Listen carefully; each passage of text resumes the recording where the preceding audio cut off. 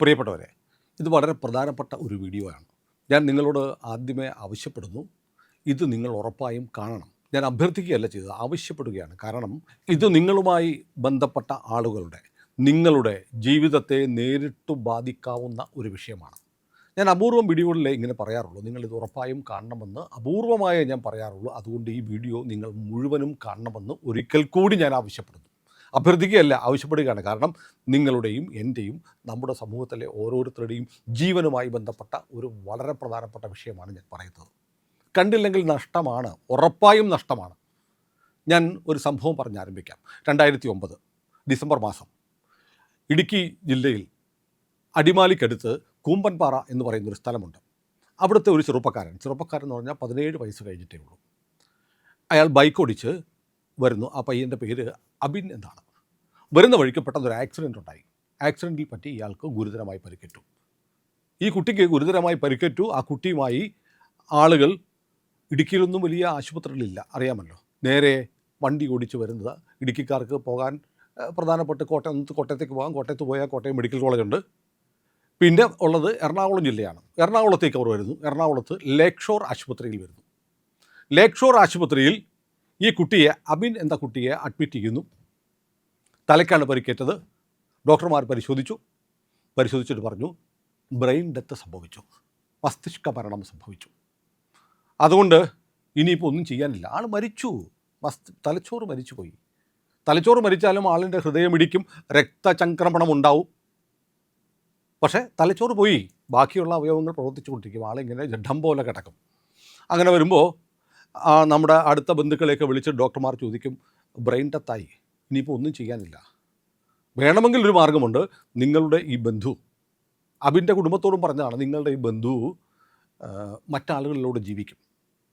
തൊട്ട ആക്ട് എന്ന് പറയുന്നത് നമ്മുടെ അവയവ കൈമാറ്റ നിയമമുണ്ട്. അതനുസരിച്ച് അയാളുടെ കിഡ്നികൾ, ഓരോ കിഡ്നി വീതം 2 പേർക്ക് കൊടുക്കാം. കണ്ണുകൾ 2 പേർക്ക് കൊടുക്കാം.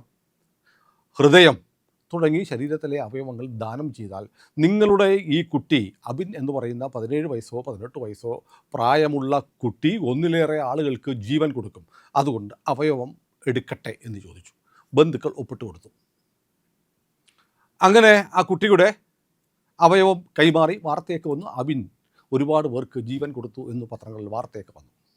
പക്ഷേ കഥ അവിടെ തുടങ്ങുകയായിരുന്നു. കൊല്ലത്തെ ഒരു ഡോക്ടർ ഗണപതി ഒന്നാം തരം മെഡിക്കൽ ഡോക്ടറാണ്. ഗണപതിക്ക് ഈ കേസിൽ ചില സംശയങ്ങളുണ്ടായി. ഗണപതി പറഞ്ഞു, ഇതിനകത്ത് ചില കുഴപ്പങ്ങൾ സംഭവിച്ചിട്ടുണ്ട്.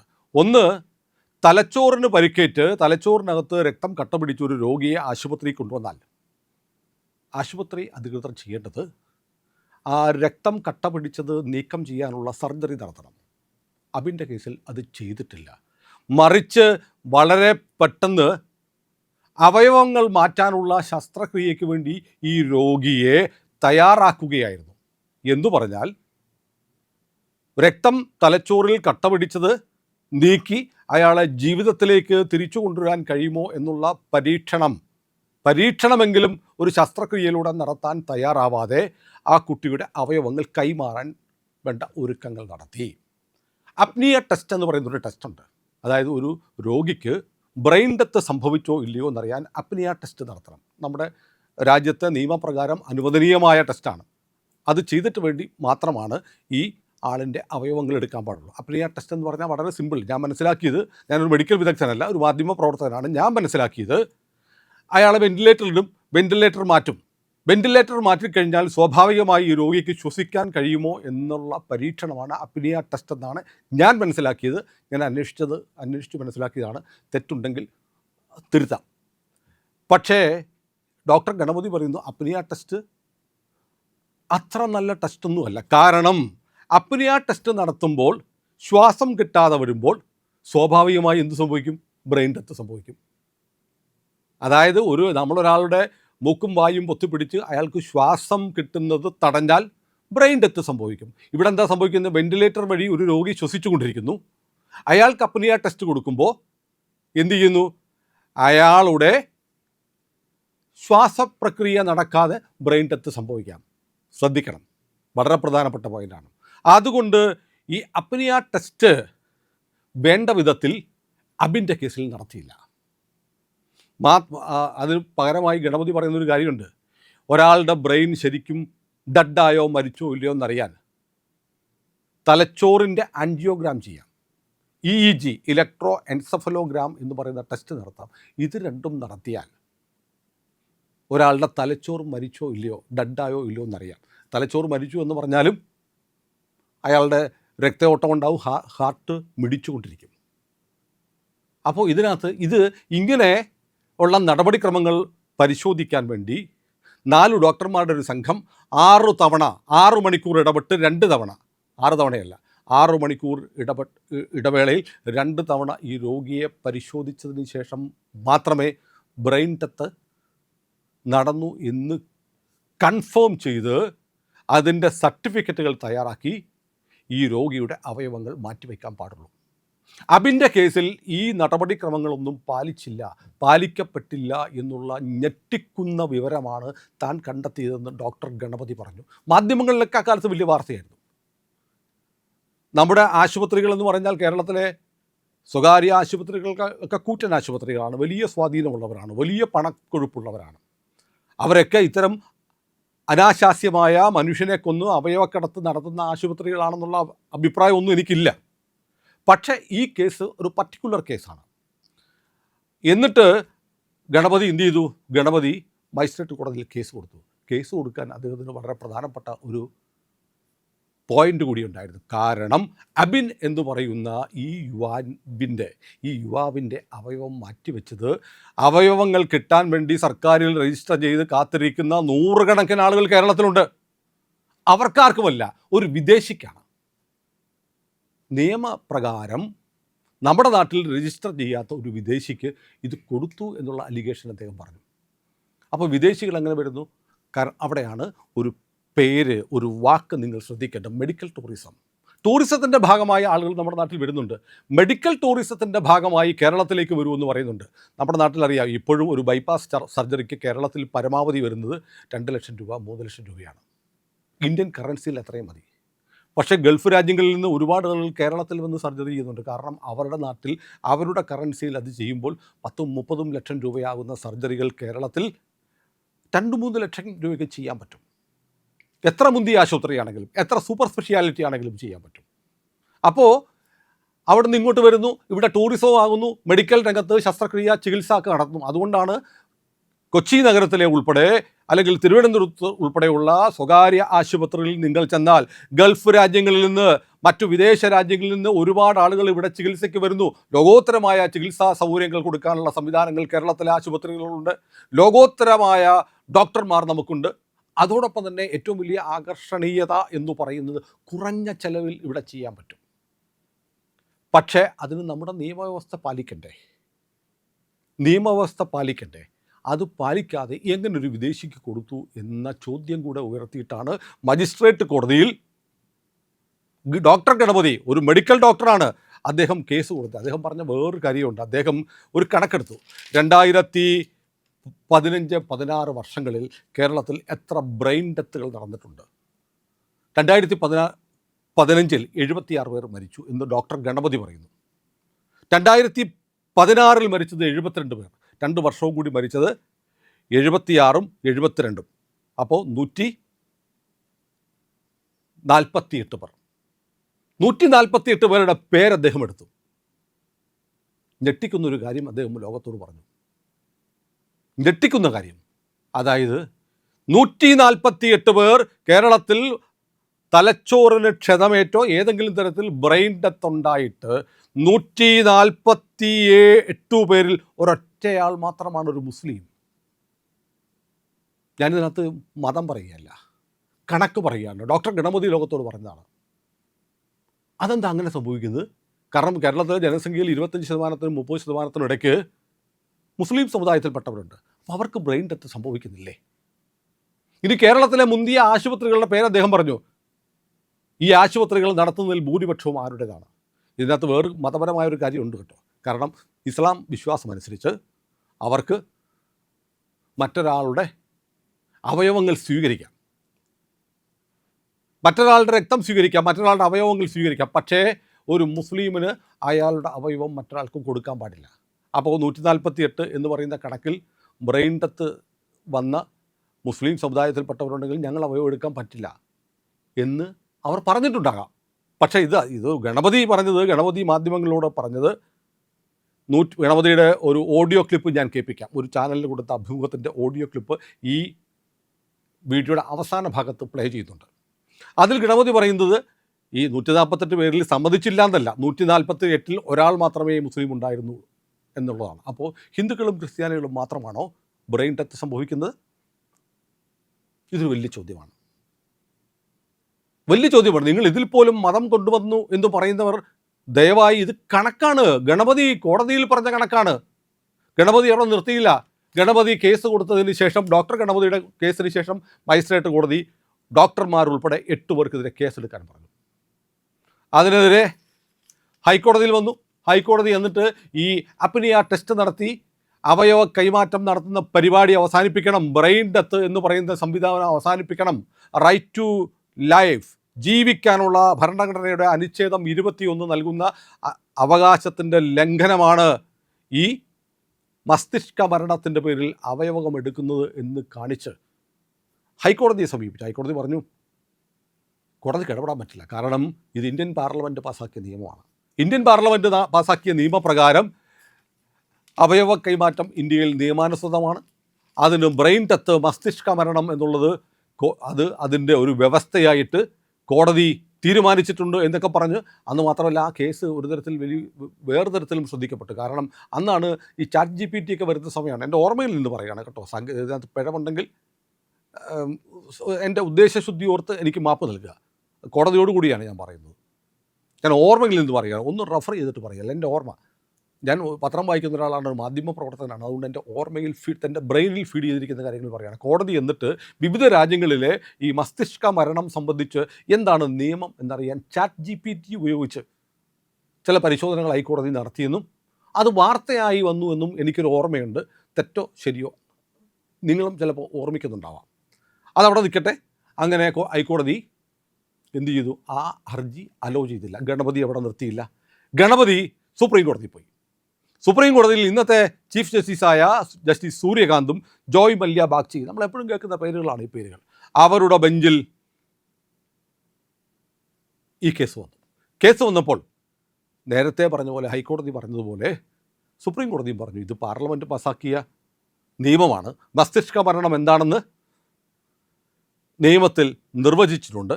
എന്നാൽ പോലും ശ്രദ്ധിക്കണം, right of truth, doctor Ganapathi പറയുന്ന കാര്യങ്ങളിൽ സത്യത്തിൻ്റെ ഒരംശമുണ്ട്. ശ്രദ്ധിക്കണം, ഇന്ത്യയിലെ പരമോന്നത നീതിപീഠം പറഞ്ഞു ഗണപതി പറയുന്ന കാര്യങ്ങളിൽ സത്യത്തിൻ്റെ ഒരു അംശമുണ്ട്.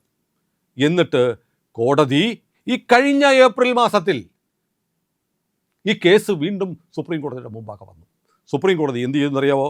ജസ്റ്റിസുമാരായ വിക്രംനാഥും സന്ദീപ് മേത്തയും അടങ്ങുന്ന ബെഞ്ചാണ് ഇപ്പോൾ കേസ് പരിഗണിക്കുന്നത്. ആ case all India institute of medical science AIIMS അതിലെ ഒരു ഡോക്ടർമാരുടെ ഒരു വിദഗ്ധ പാനലുണ്ടാക്കിയിട്ട് പറഞ്ഞു ഈ ബ്രെയിൻ ഡെത്ത് പരിശോധിക്കാൻ, കൺഫേം ചെയ്യാൻ, ഉറപ്പിക്കാൻ ഈ അപ്നിയ ടെസ്റ്റ് മാത്രം നടത്തിയാൽ മതിയോ?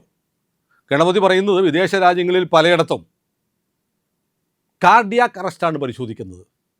ഹൃദയം പ്രവർത്തിക്കുന്നുണ്ടോ, ഹൃദയത്തിൻ്റെ പ്രവർത്തനം നിന്നാൽ മാത്രം ആളിൻ്റെ മരണം സംഭവിച്ചു എന്ന് സ്ഥിരീകരിക്കുന്ന ടെസ്റ്റ് പല യൂറോപ്യൻ രാജ്യങ്ങളിലും അതാണ് ചെയ്യുന്നത്. എനിക്കറിയില്ല കൃത്യം, അതിൻ്റെ സാങ്കേതികത്വം അറിയില്ല. ഇത് കേൾക്കുന്ന ഡോക്ടർമാരും വിദഗ്ധരും കമൻറ്റുകളായിട്ട് താഴെ പറയൂ. നമുക്ക് ആ ഡാറ്റ വെച്ചിട്ട് പുതിയൊരു വീഡിയോ ചെയ്യാം. ഇത് ആരെയും മോശമാക്കാനല്ല, ഒരു സ്ഥാപനത്തെയും മോശമാക്കാനല്ല, അവയവ കൈമാറ്റം എന്ന് പറയുന്ന പ്രക്രിയയെ പിന്നോട്ടടിക്കാനുമല്ല. പക്ഷേ നമ്മൾ ഒരുപാട് സിനിമകൾ പോലും ഉണ്ട്. നിർണയം പോലുള്ള സിനിമകൾ നിങ്ങൾ ഓർക്കുന്നുണ്ടാവും, മോഹൻലാലിൻ്റെ. അതവിടെ നിൽക്കട്ടെ, നമുക്ക് വിഷയത്തിലേക്ക് വരാം. അങ്ങനെ ഈ വെന്റിലേറ്ററിൽ നിന്ന് മാറ്റി ശ്വാസമെടുക്കുന്നുണ്ടോ എന്ന് മാത്രം നോക്കുന്ന ഈ അപ്നിയ ടെസ്റ്റാണോ വേണ്ടത് എന്നത് പരിശോധിക്കാൻ ഇപ്പോൾ ഈ വിദഗ്ധ സമിതിയോട് പറഞ്ഞിരിക്കുകയാണ്. അതിന് എതിരെയുള്ള വാദങ്ങൾ കോടതി മുമ്പാകെ വന്നു. കാരണം ഈ ലോകത്തെല്ലായിടത്തും അപ്നിയ ടെസ്റ്റാണ് നടത്തുന്നത്. എല്ലാ ടെസ്റ്റുകളിലും EEG എടുക്കാനും ബ്രെയിൻ ആൻജിയോഗ്രാം നടത്താനും ഒന്നും സാധിച്ചെന്ന് വരത്തില്ല എന്നൊക്കെ പറഞ്ഞ് എതിർവാദങ്ങൾ സുപ്രീം കോടതി മുമ്പാകെ വന്നിട്ടുണ്ട്. Transplantation of human organs act എല്ലാ സുരക്ഷാ മാനദണ്ഡങ്ങളും പാലിച്ചാണ് ഇതിന് വ്യവസ്ഥ ഉള്ളത് എന്നൊക്കെ പറയുന്നു. എന്തായാലും ജൂലൈ മാസത്തിൽ ഈ കേസിലെ സുപ്രീം കോടതിയുടെ വിധി ഒരുപക്ഷെ വന്നേക്കാം, അല്ലെങ്കിൽ കേസ് നീണ്ടുപോയേക്കാം. ഏതായാലും വളരെ പ്രതീക്ഷയോടെ നമുക്ക് കാത്തിരിക്കാം. ഇത് കാരണം നമുക്ക് ഒരു രോഗി, എനിക്കനുഭവമുണ്ട്, എൻ്റെ വളരെ അടുത്ത ഒരാൾ, എൻ്റെ ഒരു അമ്മയുടെ സ്ഥാനത്തുള്ള ഒരാൾ എറണാകുളം മെഡിക്കൽ ട്രസ്റ്റ് ആശുപത്രിയിൽ മസ്തിഷ്ക മരണം സംഭവിച്ച് കിടക്കുകയാണ്. ഞാൻ ഉൾപ്പെടെയുള്ള ആളുകൾ ചെന്നു, ഡോക്ടർ വിശദീകരിച്ച് തന്നു. എന്താ മാർഗം? വേറൊന്നുമില്ല എന്ന് പറഞ്ഞു. അവയവങ്ങളൊന്നും മാറ്റിയില്ല കേട്ടോ, വേറെ ഇല്ലയെന്ന് പറഞ്ഞു. നമുക്കറിയില്ല, ഡോക്ടർ പറയുന്ന പോലെ നമ്മളൊരു വസ്ത്രാലയത്തിൽ ചെന്നാൽ, തുണിക്കടയിൽ ചെന്നാൽ നമുക്ക് ഇഷ്ടമുള്ളത് സെലക്ട് ചെയ്യാം അല്ലേ? ഇഷ്ടമുള്ള വസ്ത്രം, ഇഷ്ടമുള്ള നിറം, ഇഷ്ടമുള്ള ബ്രാൻഡ്, ഇഷ്ടമുള്ള മെറ്റീരിയലിൻ്റെ എടുക്കാം. പക്ഷേ വൈദ്യശാസ്ത്ര രംഗത്ത് നമുക്ക് ഓപ്ഷൻ ഇല്ല. ഡോക്ടർ പറയുന്നത് അത് മാത്രമാണ് നമ്മുടെ ഓപ്ഷൻ. വേണമെങ്കിൽ ഒരു സെക്കൻഡ് ഒപ്പീനിയൻ എടുക്കാം. പക്ഷേ മരണാസന്നനായി കിടക്കുന്ന ഒരു രോഗിക്ക് സെക്കൻഡ് ഒപ്പീനിയൻ ആര് പറയാൻ, ആര് ചോദിക്കാൻ, എവിടെ അവസരം? ഇത് മുതലെടുക്കുന്ന ആളുകൾ ഉണ്ടോ എന്ന ഒരു സംശയം ഇപ്പോൾ നിൽക്കുന്നുണ്ട്. അതിൻ്റെ പശ്ചാത്തലത്തിലാണ് ഇന്നലെ തിരുവനന്തപുരത്തെയും കോട്ടയത്തെയും എറണാകുളത്തെയും ചില ആശുപത്രികളിൽ ED നടത്തിയ പരിശോധനകൾ പ്രസക്തമാവുന്നത്. അതിലേക്ക് കണക്ട് ചെയ്ത് കൊണ്ടുവരാനാണ് ഞാൻ നിങ്ങളോട് ഈ കഥ പറഞ്ഞത്. ഈ കഥയല്ലല്ലോ സംഭവം പറഞ്ഞത്. എറണാകുളത്തെ പ്രശസ്തമായ ആശുപത്രികൾ, ക്രൈസ്തവ സഭ നടത്തുന്ന CMI സഭ നടത്തുന്ന രാജഗിരി ആശുപത്രി, ഡോക്ടർ ആസാദ് മൂപ്പൻ്റെ ആസ്റ്റർ മെഡിസിറ്റി, പുളിക്കൻ ഫാമിലി ഇപ്പോൾ നടത്തുന്ന ഡോക്ടർ PA വർഗീസ് തുടങ്ങിയ എറണാകുളത്തെ പുകൾപെറ്റ മെഡിക്കൽ ട്രസ്റ്റ്, ലേക്ക് ഷോർ, ഇപ്പോൾ യൂസഫ് അലിയുടെ മരുമകനോ നടത്തുന്ന ആശുപത്രി. ഒരു പ്രധാനപ്പെട്ട കാര്യം ഞാൻ ഈ തരുണത്തിൽ നിങ്ങളെ ഓർമ്മിപ്പിക്കുകയാണ്. നേരത്തെ പറഞ്ഞ അബിൻ്റെ മരണം നടക്കുമ്പോൾ യൂസഫ് അലി ആയിരുന്നില്ല ഈ ലേക്ക് ഷോർ ആശുപത്രി നടത്തിക്കൊണ്ടിരുന്നത്. അദ്ദേഹത്തിൻ്റെ മരുമകനോ ആയിരുന്നില്ല, വേറൊരു മാനേജ്മെൻ്റ് ആയിരുന്നു. ആ മാനേജ്മെൻറ്റ് കയ്യിൽ നിന്നാണ് ഈ ലേക്ക് ഷോർ ആശുപത്രി ഇപ്പോൾ യൂസഫ് അലി ഏറ്റെടുത്തിരിക്കുന്നത്. അതുകൊണ്ട് യൂസഫ് അലിയുടെ ആശുപത്രിയിലാണ് അബിനെ കൊന്നത് എന്നൊന്നും ആരും പറയരുത്. അബിനെ കൊന്നതെന്നുള്ള ആക്ഷേപം എനിക്ക് പോലുമില്ല. അങ്ങനെ ഈ താഴെ വന്ന് കമൻ്റ് ഇട്ട് കുഴപ്പമുണ്ടാക്കരുത്. കാരണം മാനേജ്മെൻറ്റ് വേറെയായിരുന്നു. അബിൻ്റെ മരണം സംശയകരമാണ് എന്നുള്ളത് ഗണപതി കോടതി പറഞ്ഞതാണ്. ആ കോടതി അതേ തുടർന്നുള്ള കേസ് സുപ്രീം കോടതി കിടക്കുകയാണ്. അതിൻ്റെ വരും വരാഴികൾ, ശരി തെറ്റുകൾ കോടതി തീരുമാനിച്ച് പറയട്ടെ, അത് വരാനിരിക്കുകയാണ്. പക്ഷേ നോക്കൂ, നജീബ് എന്ന് പറയുന്ന ഒരാൾ, ഇടനിലക്കാരൻ, നജീബിൻ്റെ അക്കൗണ്ടിലേക്ക് ആശുപത്രികളുടെ അക്കൗണ്ടിൽ നിന്ന് വലിയ തോതിൽ പണം പോയിട്ടുണ്ട്. അതിനാണ് ED റെയ്ഡ് നടത്തിയത്. അത് ചിലരൊക്കെ പറയുന്നു കോടിക്കണക്കിന് രൂപയാണെന്ന് പറയുന്നു, ചിലർ പറയുന്നു ലക്ഷങ്ങളാണെന്ന് പറയുന്നു. ഏതൊക്കെ ആശുപത്രികളുടെ അക്കൗണ്ടിൽ നിന്നാണ് നജീബ് എന്നുള്ള ഇടനിലക്കാരൻ്റെ എന്തിൻ്റെ ഇടനിലക്കാരൻ്റെ? അവയവം മാറ്റിവെക്കാൻ സംഘടിപ്പിച്ചു കൊടുക്കുന്ന ഇടനിലക്കാരൻ്റെ. അവയവം മാറ്റിവെച്ച് കൊടുക്കും, മാറ്റിവെക്കാൻ അവയവം വേണ്ടുന്ന രോഗികളെ എത്തിച്ചു കൊടുക്കും. ഇതിന് കമ്മീഷനുണ്ട്. അതായത് ഒരു മനുഷ്യൻ്റെ ഹൃദയം മാറ്റിവെക്കാൻ 3 കോടി രൂപയൊക്കെ വാങ്ങും. അപ്പോൾ 2 കിഡ്നികൾ, 2 കണ്ണുകൾ, എത്ര കോടിയാണ് ഒരു മനുഷ്യനിൽ നിന്ന്, മസ്തിഷ്ക മരണം സംഭവിച്ച ഒരു മനുഷ്യനിൽ നിന്ന് കരൾ മാറ്റിവെക്കാം? കോടികൾ മനുഷ്യ ശരീരം ഒരാളെ അങ്ങ് മരിക്കാൻ വിട്ടാൽ പെട്ടികളിൽ നിറയുന്ന കോടികളാണ്. ഇതൊരു ബിസിനസ്സാണ്. ഇതിന് ചില നമ്മുടെ ആശുപത്രികൾ കൂട്ടുനിന്നു എന്ന് പറയുമ്പോൾ, അല്ലെങ്കിൽ സംശയിക്കപ്പെടാവുന്ന തരത്തിൽ വാർത്തകൾ വരുമ്പോൾ നമ്മൾ ഞെട്ടില്ലേ പ്രിയപ്പെട്ടവരെ? ഞെട്ടണം. കാരണം ഈ ആശുപത്രികളൊക്കെ വലിയ പുകൾപെറ്റ നല്ല രീതിയിൽ സർവീസ് കൊടുക്കുന്ന ആശുപത്രികളാണ്. അവരെ ടാർണിഷ് ചെയ്യാൻ വേണ്ടിയിട്ടാണ് ED വന്ന് കയറിയത് എന്ന് എനിക്ക് അഭിപ്രായമില്ല. EDക്ക് എന്തോ വിവരം കിട്ടിയിട്ടുണ്ട്. പക്ഷേ പത്രങ്ങളിലെല്ലാം വരുന്ന വാർത്തകൾ നജീബ് എന്ന് പറയുന്ന ഇടനിലക്കാരൻ്റെയും ഭാര്യയുടെയും, അയാൾ നടത്തിയിരുന്ന കമ്പനി മെഡിക്കൽ ടൂറിസം, അവിടെ വ്യാജരേഖകളുണ്ടാക്കി, വ്യാജ സീലുകളുണ്ടാക്കി, അങ്ങനെ മെഡിക്കൽ ബോർഡിൻ്റെ ഒക്കെ പേരിൽ വ്യാജ സർട്ടിഫിക്കറ്റുകൾ ഉണ്ടാക്കി വേണ്ടപ്പെട്ട ആളുകൾക്ക്, ഹതഭാഗ്യരായ നിർഭാഗ്യവാന്മാരായ കുറേ ആളുകളുടെ അവയവങ്ങൾ വെച്ചു കൊടുത്തു എന്നു തന്നെയാണ്. അപ്പോൾ അധാർമികമായ ഒരു കച്ചവടം കേരളത്തിൽ ഇപ്പോൾ, ഇത് തൊട്ട് മുമ്പാണ്, കഴിഞ്ഞ മാസങ്ങളിലാണ് ഈ അവയവ മാഫിയയെക്കുറിച്ചൊരു വാർത്ത വന്നത്. അപ്പോൾ ആശുപത്രികളിൽ ഇത്തരം കാര്യങ്ങൾ നടക്കുന്നു. കേരളത്തിലും എന്ന് പറയുമ്പോൾ വല്ലാത്ത ഞെട്ടലുണ്ടാകുന്നു. ഏതായാലും ഈ ആശുപത്രികളൊക്കെ ഞാൻ ഇപ്പോഴും വീണ്ടും പറയും, ഞാൻ പോകാറുണ്ട് ഈ ആശുപത്രികളൊക്കെ. നമുക്കൊരാവശ്യം വന്നാൽ നമുക്ക് പോകാവുന്ന, വിശ്വസിക്കാവുന്ന ഒന്നാം തരം ഡോക്ടർമാരുള്ള ആശുപത്രികളാണ്. ഇപ്പോൾ രാജഗിരി ആശുപത്രി, ലേക്ക് ഷോർ എന്നൊക്കെ പറയുന്ന ആശുപത്രികളുടെ ഗുഡ്വിൽ വളരെ വലുതാണ്. പക്ഷേ ഇങ്ങനെ ED ഒരു പരിശോധന നടത്തി എന്ന് വരുമ്പോൾ അതിൻ്റെ നിജസ്ഥിതി എന്താണെന്നറിയാൻ സ്വാഭാവികമായും രോഗികൾ കസ്റ്റമേഴ്സും കൂടിയാണ്, അവകാശമുണ്ട്. എനിക്ക് ഈ ആശുപത്രി മാനേജ്മെൻറ്റുകളോട് പറയാനുള്ളത്, ജനത്തിന് സംശയമുണ്ട്. അതുകൊണ്ട് നിങ്ങൾ പ്രിയപ്പെട്ട മാനേജ്മെൻറ്റ്, നിങ്ങളുടെ ഭാഗം ഒന്ന് വിശദീകരിക്കണം. ED ചിലപ്പോൾ അന്വേഷണം നടത്തിക്കിട്ട് പോകും, പക്ഷേ നിങ്ങൾ മിണ്ടാതിരുന്നാൽ അത് ആളുകൾക്കിടയിൽ വലിയ സംശയത്തിനിടയാക്കും. സോഷ്യൽ മീഡിയയിലൊക്കെ ആളുകൾ വന്നിട്ട് ആശുപത്രികളുടെ പേരൊക്കെ പറഞ്ഞിട്ട് നെഗറ്റീവ് ക്യാമ്പയിൻസ് ആരംഭിച്ചിട്ടുണ്ട്. നിങ്ങളുടെ ഭാഗത്ത് കുഴപ്പങ്ങളില്ലെങ്കിൽ എന്തിനാണ് ED വന്നത്, നിങ്ങളുടെ എന്താണ് പരിശോധിച്ചത് എന്ന് നിങ്ങൾ കൂടി ഒന്ന് പറയേണ്ടതല്ലേ? നിങ്ങൾ പറയുമോ? ഇതിന് കേരളം കാത്തിരിക്കുന്നു. നിങ്ങളുടെ മറുപടികൾ ഞങ്ങൾ കാത്തിരിക്കുന്നു. നിങ്ങൾ മറുപടി പറഞ്ഞാൽ ആ മറുപടിയിലൂടെ നിങ്ങൾ പറഞ്ഞ കാര്യങ്ങൾ ഇന്നതാണെന്ന് എണ്ണി പ്രേക്ഷകരോട് പറയാൻ എനിക്ക് ആഗ്രഹമുണ്ട്. പ്രിയപ്പെട്ട ആശുപത്രി അധികൃതരോട് എനിക്ക് പറയാനുള്ളത് അതാണ്. നിങ്ങളുടെ ഉടമസ്ഥരൊക്കെ വലിയ തോതിൽ പ്രശസ്തിയുള്ളവർ, റെപ്യൂട്ടേഷൻ ഉള്ളവരാണ്. രാജഗിരി ഇൻസ്റ്റിറ്റ്യൂട്ടൊക്കെ നടത്തുന്ന ക്രൈസ്തവ സഭയുടെ സ്ഥാപനമല്ലേ? അതിൻ്റെ ഗുഡ് ചെറുതാണോ? യൂസഫ് അലിയുടെ ഗുഡ് ചെറുതാണോ? അവിടെ ED കയറി അവയവ കച്ചവടവുമായി ബന്ധപ്പെട്ട് എന്ന് പറഞ്ഞാൽ ആളുകൾക്കിടയിൽ ഭയമുണ്ടാവും. ഈ ഭയം നിങ്ങൾ മാറ്റണം. അതിനുവേണ്ടി നിങ്ങൾ വർത്തമാനം പറയണം. നിങ്ങളൊരു പത്രക്കുറിപ്പ് ഇറക്കുകയോ മാധ്യമങ്ങളെ കാണുകയോ ചെയ്യണമെന്ന് ഒരിക്കൽ കൂടി ഞാൻ നിങ്ങളോട് അപേക്ഷിക്കുകയാണ്. ഞാൻ ആദ്യം പറഞ്ഞത് ആവശ്യപ്പെടുകയാണ് എന്ന് പ്രേക്ഷകരോട് പറഞ്ഞെങ്കിൽ ഞാൻ ആശുപത്രി ഉടമകളോട്, മാനേജ്മെൻറ്റിനോട് ഞാൻ അപേക്ഷിക്കുകയാണ്. കാരണം ഞങ്ങൾക്ക് നിങ്ങളുടെ ആശുപത്രികളിൽ വിശ്വാസമാണ്. ഞങ്ങൾ ഓടി വരുന്നത് അങ്ങോട്ടാണ്. അതുകൊണ്ട് പ്രിയപ്പെട്ടവരെ, നിങ്ങൾ ഒരു മറുപടി പറയുമെന്ന് ഞാൻ പ്രതീക്ഷിക്കുന്നു. ഞാൻ അതിന് കാത്തിരിക്കുന്നു.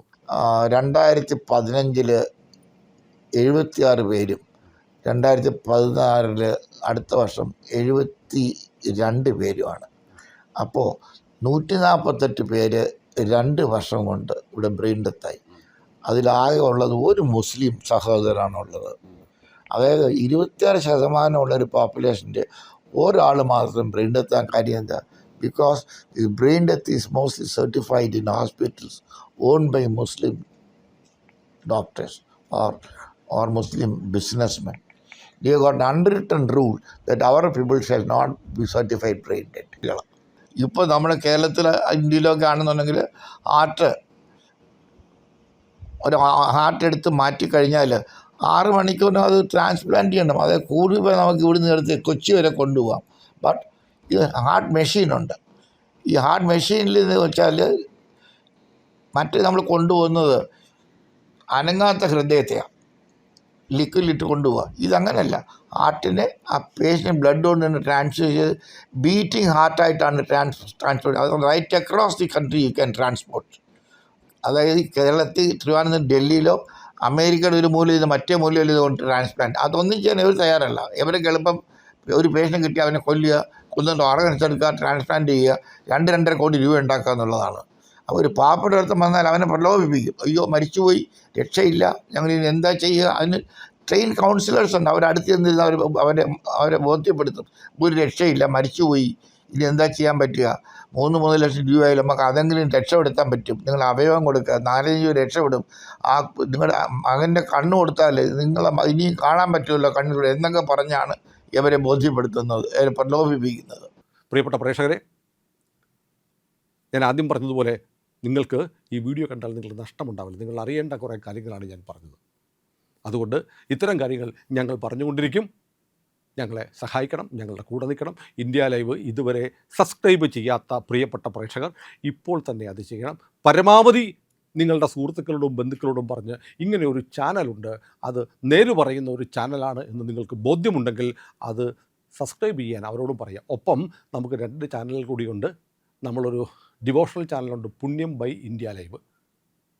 C4N എന്ന് പറയുന്ന മറ്റൊരു ചാനലും കൂടിയുണ്ട്, ന്യൂസ് ചാനലാണ്. ഈ 2 ചാനലുകൾ കൂടി നിങ്ങളൊന്ന് സബ്സ്ക്രൈബ് ചെയ്യണം. ഇന്ത്യ ലൈവ് സബ്സ്ക്രൈബ് ചെയ്യണം. ഇന്ത്യ ലൈവ് മലയാളം, പുണ്യം ബൈ ഇന്ത്യ ലൈവ്, C4N മറക്കരുതേ.